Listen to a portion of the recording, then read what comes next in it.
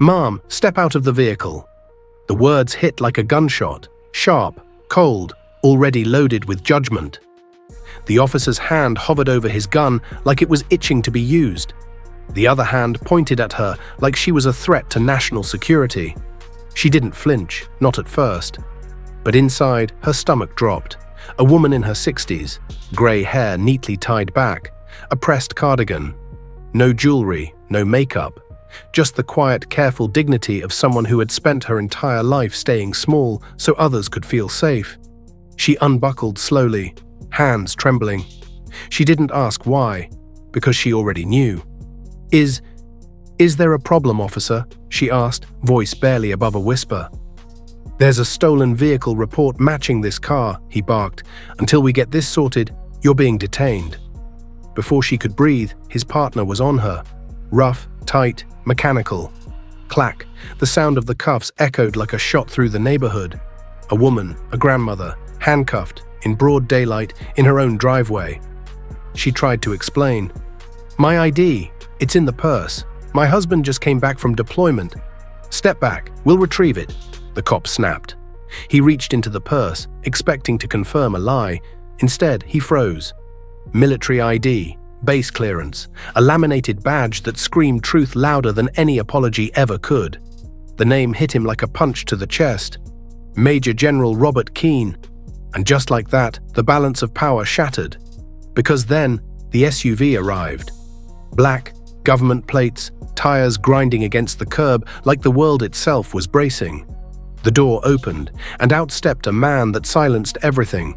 4 stars, not 1, not 2, 4. His shoes were mirrors, his ribbons a museum, his presence undeniable. The officer swallowed, but the general didn't look at them. His eyes locked on her, his wife, handcuffed, shaking, betrayed. He walked toward her like the air around him didn't matter. "Take them off," he said. "Sir, we were just—" "You weren't doing your job," the general snapped. "You were executing your bias. You saw a black woman, alone, and assumed guilt. That's not law enforcement, that's cowardice." The cuffs came off in a heartbeat. "It was a misunderstanding, sir. There was a report." "There was. Number report." His voice cut like ice.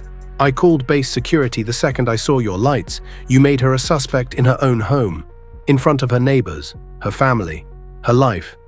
Now the street was frozen, porch lights on in daylight, phones raised, eyes wide. The silence wasn't peaceful, it was crushing. And then she stepped forward. Elise, her wrists red, her spine straight. She wasn't broken, she was ignited. "Don't make this about rank," she said to her husband. "Let them see me, not your stars." The general turned to the cops. "What do you see when you look at her?" he demanded. "Because I see the woman who held me together after every battlefield broke me. Who raised 3 children alone. Who moved house 10 times in 15 years. Who buried soldiers she didn't even know because no one else would show up." The general's voice cracked. "She is not your suspect. She is not your threat. She is your country." The junior cop dropped his eyes. The senior swallowed hard. "You're right, General. We failed her today." But Elise cut in, sharper than ever.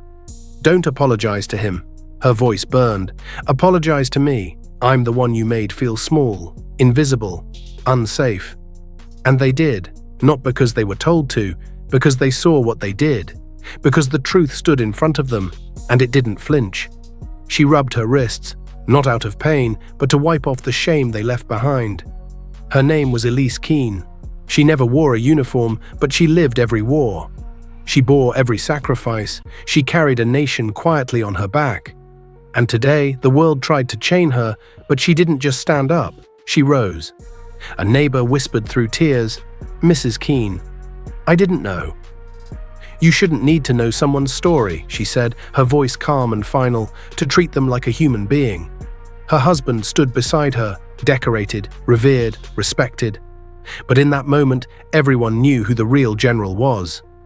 If this story shattered something inside you, don't scroll past. Hit like, smash subscribe.